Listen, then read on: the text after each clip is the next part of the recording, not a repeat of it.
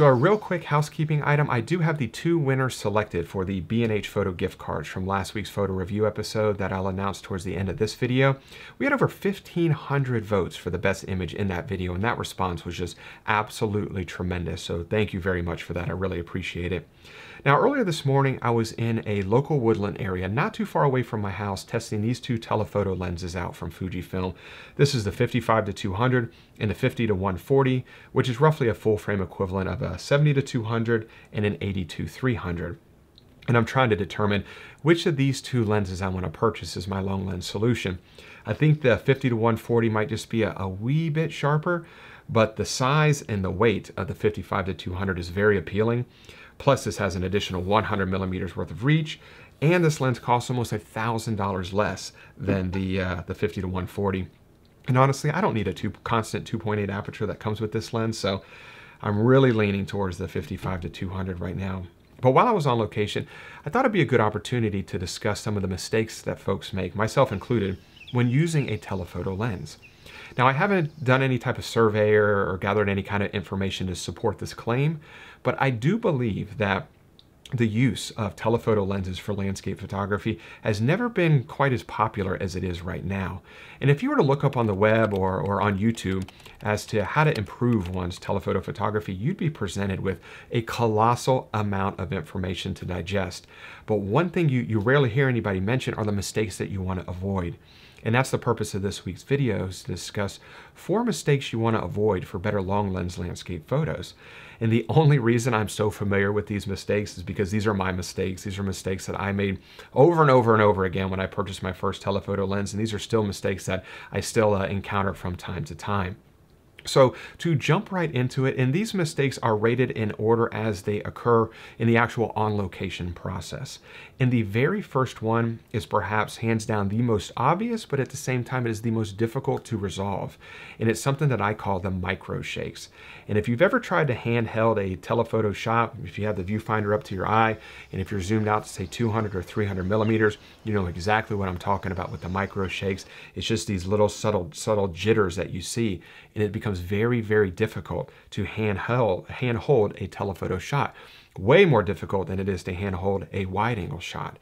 So in order to remove those micro shakes, of course, using a tripod is a great best practice. You can use a remote shutter release, which I really don't use too often. I almost always use a self-timer. But the difference when you're using a telephoto lens is you want to use a longer self-timer than that you would use when you're shooting with a wide-angle lens. When I'm shooting with a wide-angle lens, I almost always use a 2-second self-timer.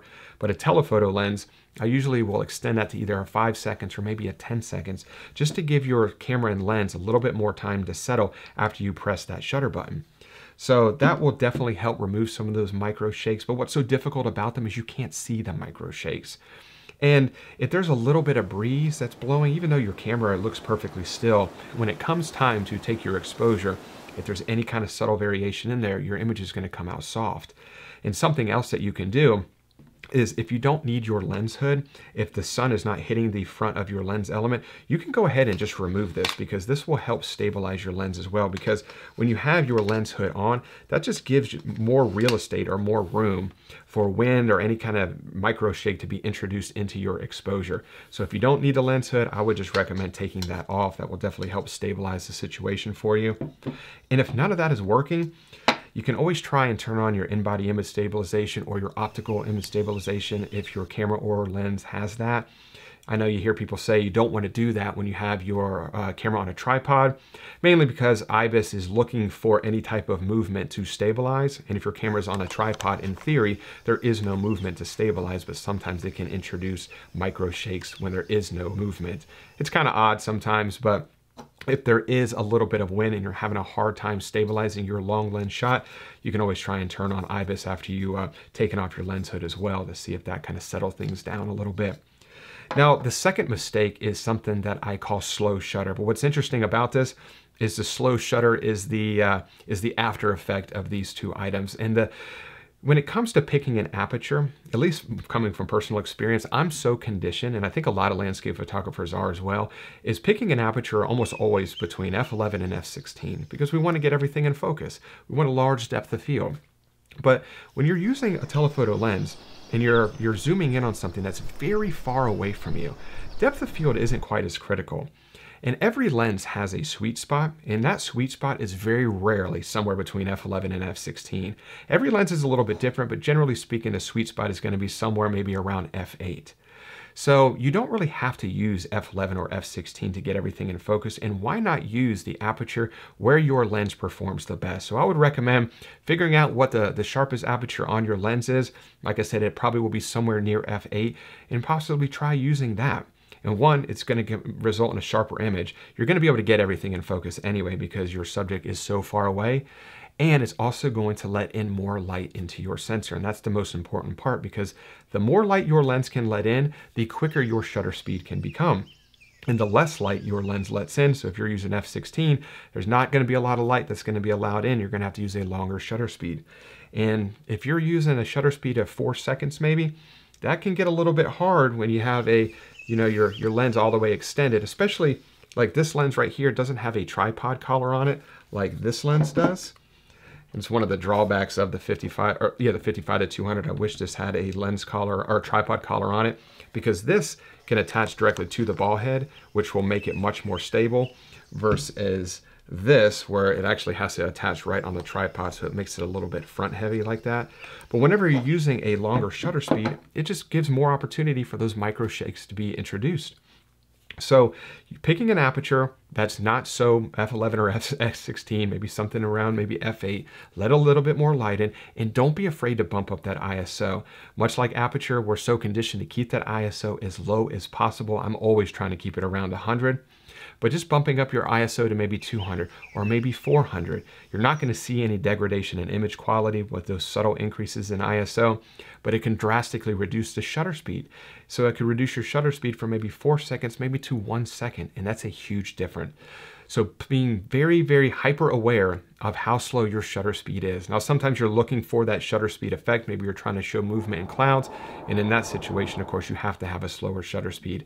But if you're not going for that, try and get that shutter speed to be a little bit quicker. And that's going to just freeze the image a little bit more in order to try and capture that crisp, sharp photograph. Now, this third one is one that I fall victim to the most often still to this day, and it's something that I call over zoom. And it's very easy to, when you get your telephoto lens, to want to zoom all the way in. You know, you see your subject in a far distance, maybe it's some clouds that are just slowly moving over these mountain peaks. It's very, at least I do all the time, you just crank the zoom ring all the way to its maximum focal length, whether it's 200 or 400 millimeters, and you frame up your shot, and you capture that image. And then you get the image back home and you're looking at it in post, and you wish you would have just created a little bit more real estate around your subject. And there's no way to reverse crop. You can't crop backwards. So it just makes it a little bit more difficult at that point. But what I've been trying to do is whenever you zoom in on your subject, you get it all framed out, maybe zoom out just a little bit, maybe 10 millimeters or 15 millimeters backwards, to try and create a little bit more breathing room around your composition. That way, when you get your image back in post, if you have to make any additional tweaks, you have the room to do that. So just not over zooming is definitely something that you want to avoid. And it's something that happens to me on just about every shoot. I have to remind myself, all right, Mark, just back up a little bit, create a little bit more real estate for yourself. Now, this fourth and final mistake, and this is probably one of the biggest ones, is something that I call soft focus. And I think that a lot of us become very reliant on autofocus. I know I do. And whenever you're focusing on something that's very far away from your camera, a lot of times you're asking a lot of your camera. And even though it might say it's in focus, it might show that you have autofocus lock, a lot of times it doesn't. It's so far away. It could be a few hundred yards away. It could be a quarter or maybe a mile away from your scene. And sometimes your camera can have a hard time truly locking on focus. So what I always do is I lock on autofocus and immediately switch my camera into manual mode. And most cameras today have focus peaking. And as long as you have focus peaking enabled on your camera, when you switch your camera into manual mode, you'll see the focus peaking. And then you can zoom in a little bit, or I shouldn't say zoom in, you can change your focus ring, which will punch into your composition, which will enable you to make any kind of fine tweaks to your overall focus of your image, because there's nothing worse than getting your image back home and you start to review it and the focus is soft. because your camera didn't quite lock on to whatever it is that you were focusing on in your composition. So just switching it into manual and just trying to make sure there's any, I should say, to determine if there's any additional manual focusing tweaks that need to be applied in order to get your image in perfectly sharp focus. So those are the 4 mistakes that have really plagued me over the years when it comes to telephoto landscape photography.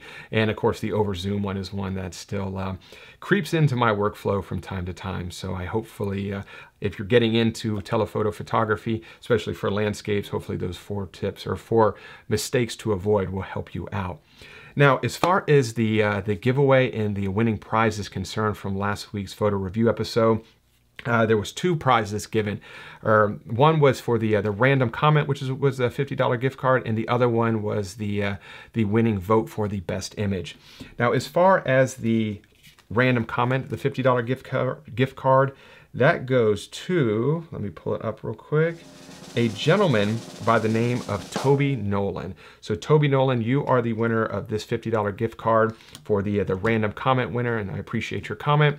And for the best picture from the 2020 photo review episode, the best image, I don't have the exact tally of how many votes that this image won by, but it was quite a bit. This was an extremely popular vote, and it was a gentleman by the name of, and I hope I say your name correctly, Aaron Attis, Aaron Attis, his very hauntingly beautiful image of his swamp scene.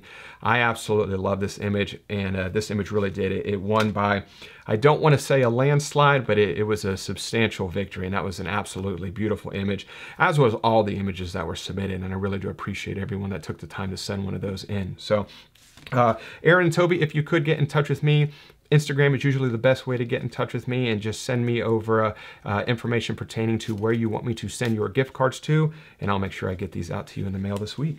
So I hope you did enjoy this week's video and you were able to get some helpful information that you can apply to your long lens landscape photography moving forward. If you did enjoy it, if you could give it that thumbs up, definitely helps the video perform better, helps the channel perform better. And subscribe if you're not subscribed already, and ring the little bell notification so you're notified next time I do upload. And as always, I really do appreciate you watching this week's video, and I will see you all next Wednesday. Bye.